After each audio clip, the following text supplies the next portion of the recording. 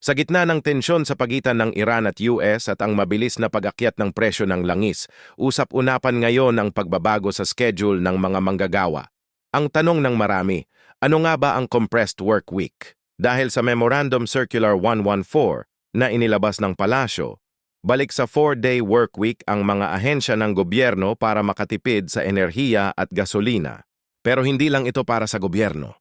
Sa ilalim ng Labor Code at Dole Advisory Number 02 Series of 2004, ang compressed work week ay isang legal na paraan para pagkasyahin ang 40 or 48 hours na trabaho sa loob ng mas kaunting araw. Karaniwang 10 oras ang pasok kada araw kapalit ng extra day off. Tandaan, sa scheme na ito, walang overtime pay para sa extra hours na bahagi ng inyong agreement basta hindi ito lalampas sa 12 hours bawat araw.